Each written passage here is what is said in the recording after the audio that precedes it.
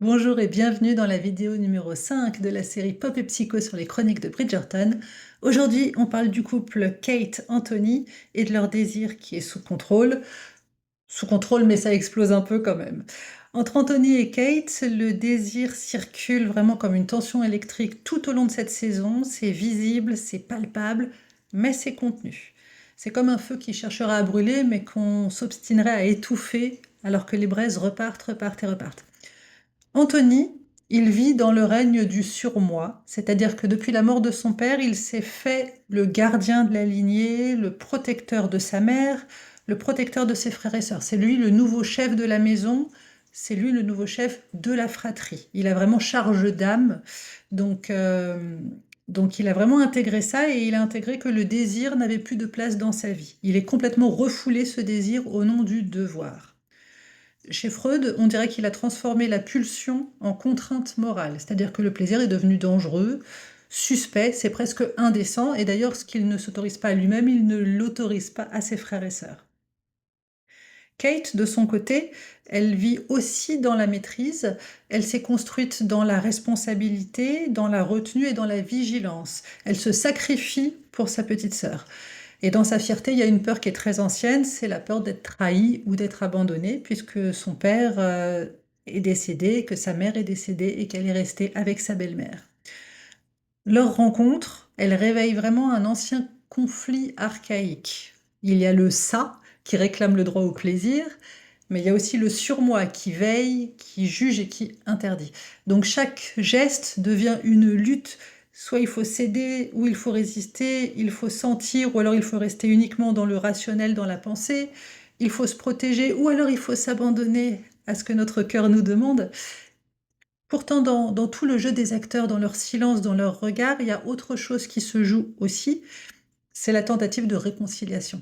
C'est-à-dire que le désir n'est pas que une passion du corps, c'est une quête de permission. C'est la permission d'exister sans avoir perpétuellement à se contrôler. Donc Anthony et Kate, on a l'impression qu'ils s'affrontent pendant toute cette saison, mais ils s'affrontent pas vraiment, ils se délivrent mutuellement de leur surmoi.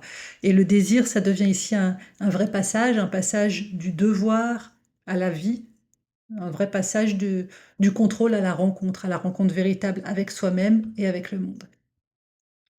Donc si on veut parler lecture analytique, Anthony, on peut dire qu'il répète dans chacune de ses relations, que ce soit les relations sexuelles, amoureuses, sociales, familiales, il ne fait que répéter la perte de son père encore et encore.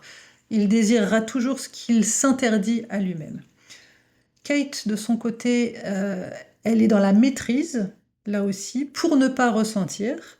Et elle essaye d'explorer, pas d'explorer, mais d'extérioriser ça par d'autres moyens que la société lui autorise plus ou moins, comme faire du cheval et exploser hors des convenances de la vie à la cour et de la vie dans la bonne société.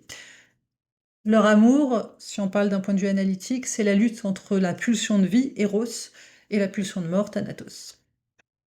Pour parler de références, j'aimerais bien vous parler de références qui sont différentes, différentes théories, différents courants analytiques, mais qui parlent tous de la même chose, qui parlent de l'enfant qui grandit dans la peur de ne pas être aimable, au sens premier du terme, et qui du coup va se couper de ses propres besoins émotionnels pour ne pas être abandonné.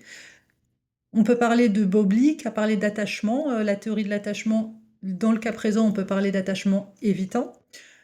Si on parle de Lacan, on dira plutôt que l'un comme l'autre sont prisonniers du regard de l'autre. En fait, dans les deux cas, il s'agit de se contraindre pour devenir un être qui mériterait d'être aimé.